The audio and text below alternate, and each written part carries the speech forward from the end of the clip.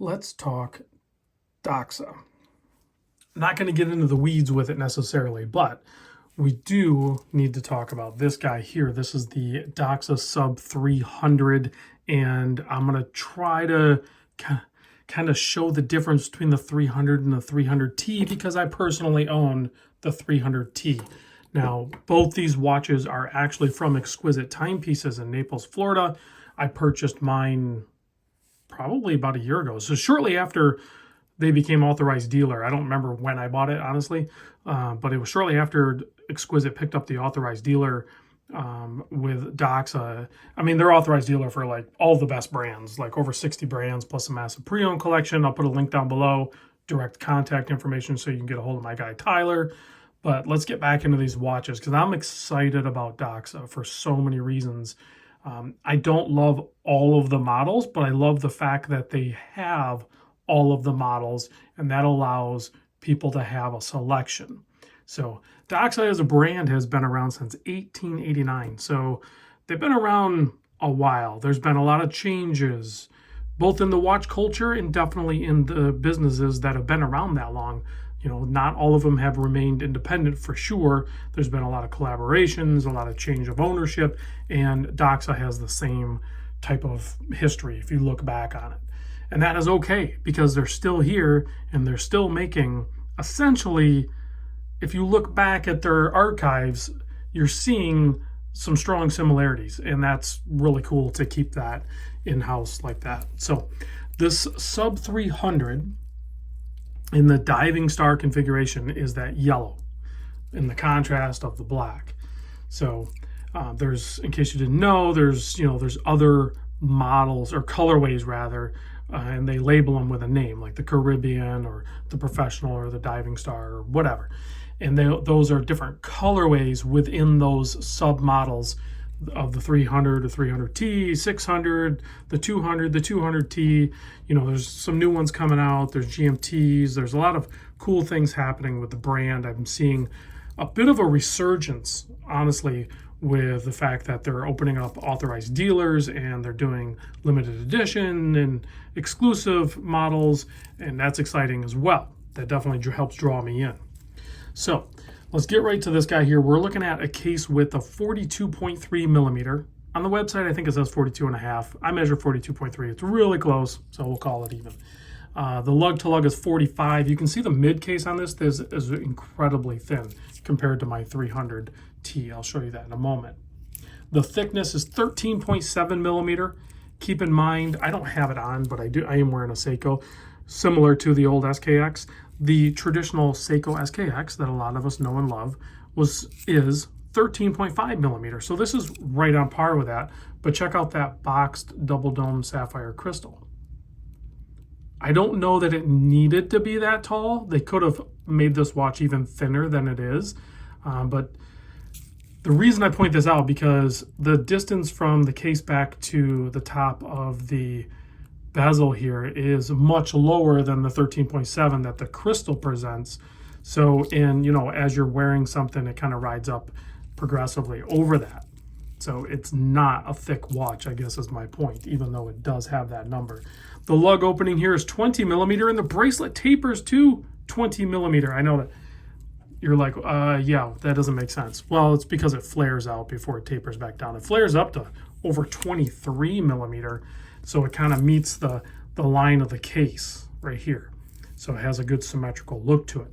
And then it tapers back down. It's the center beads of rice flanked with brushed outer pieces there. I'll show you on mine. I don't want to unwrap this. This is well, whatever. If I don't have to unwrap it, I'm not going to unwrap it. And I have one there. It's essentially the same bracelet. The clasp is different, though. I will show you that. This has a stamped 4 micro adjust with the dive extension that folds under, and then a fold over keeper with the Jenny logo, and then the Doxa on the keeper part. So the clasp is maybe a letdown for some people, but it remains thin and it remains reliable. So I don't have a problem with it. I do personally like wearing my clasp on the 300T more, and between the two of them, yeah, Doxa could do better, but is that really where they want to evolve anything? Because both of them work just fine. And that's kind of like what Doxa really does. You know, they had the beta, which I showed the beta before, and that's like a little bit of an evolution. But here's the case back. Has a sailing vessel on there, Doxa, really deep grooves, very easy to get a tool on there to unscrew the case back to service it.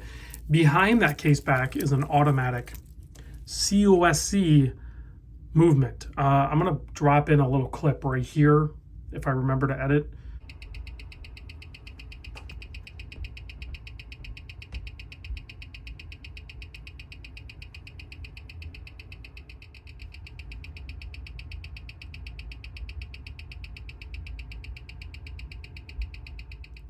So you can see it's running at plus minus 0 seconds roughly. It's spot on. So yeah, it is COSC spec for sure. The movement probably is a top grade or COSC spec Sellita SW200. I'm not going to pull the case back off to verify it. So that's probably what it is. I could be wrong, but I could be right.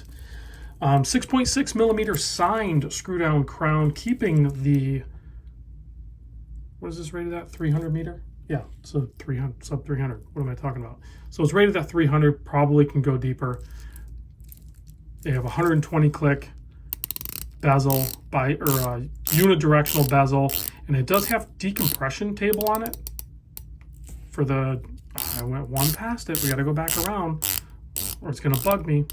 So of course you have your timing portion of the bezel on the black inner part, so that you can time your dive, and then that outer part is a decompression scale. So yeah, the people that dive will know how to use that. I have no idea. I'm not a diver. And in its complete orientation like it is here, it weighs in at 165 grams. I only mention that because this one, sized for my 7¼ inch wrist, weighs 190 gram. So that just shows you how much more mid case there is. Mine is definitely a thicker mid case. Hopefully you can kind of see that. I'm trying to orientate it so you can see it. It's thick enough where it has a helium escape valve. The bezel construction is actually a little bit different. You can see on the 300 versus the 300T on the right that the grippy part is actually thinner. So it's not, they're not subtle differences between the two, even though they do look very similar. Even the way the bracelet comes off the case head, you can see how mine here kind of protrudes out and this one drops off instantly. So it's going to keep that shorter. Like if you have a smaller wrist, this one's going to work better. Or if you just prefer a smaller dive watch, the 300T is going to, or the 300 is going to work better. Also, it has the COSC spec, and you can get them in the same colors. I personally liked the flat sapphire crystal over the boxed, and I really didn't care about the COSC spec. Sure, it's nice, and the price difference between the two is $600. So you're looking at $2,590, so just under $2,600 for the 300, and for the 300T, you're looking at $1,990, just under that $2,000 mark. $600 price difference. So, I mean, if you're shopping at this price point, I don't want to minimize $600 because $600 could buy you another watch or, you know, take a short vacation or something. I don't know. Whatever you want to do with $600. Maybe it's a car payment. So I'm not saying 600 isn't a lot of money, but what I am saying is if you really like the 300 more than the 300T, but you're like, I can get this one for $2,000. This one's almost, you know, just 2,500. And I had this conversation with some buddies that are decided on this. Don't compromise. Get the 300. If that's the one you like because you like the way the crystal is, you like the thinner mid case, you like that it doesn't go any longer with the bracelet or anything like that, don't compromise on it. That's why both of them are available, and they're really not that big of a price difference. So let me pop, let me get the Seiko off my wrist, which is an old SARB 059. Those are like $1,000 now on the secondary market. But if I pop this guy on wrist, you'll see it is perfect. Absolutely love these case shapes. I love the way they wear. They're super comfortable. These bracelets are super comfortable as well. So either one of them are going to work for you, no problem. So it's really just whatever color you like. If you like the aqua, the turquoise one, or the white dial, or the orange dial, or the I really think the Caribbean, I know I had to go with the classic orange for myself, this guy here, but my second favorite would probably be the Caribbean with the orange minute hand. I just love that big orange minute hand on there. So let me give these both a quick blast with the UV light because I went super long. And I will actually include, if I remember right, to drop in a quick glimpse on the time grapher of both these watches. So let me turn off the studio lights and we can check these out. So you can see we have the 300 on my left, the 300T on my right. It looks like we have different colored lume, basically a BGW9 and probably like a C1 or a C3 or something on my right. Thanks for watching. I know I went long on this, but I'm super excited about Doxa. If you've never owned one, you're not going to get it until you do own one. Should you purchase one, if you love dive watches, then absolutely you should try a Doxa at some point. Pick whatever color, whatever model. You won't be disappointed. Exquisite timepieces, link down below. I'll see you guys on the next vid.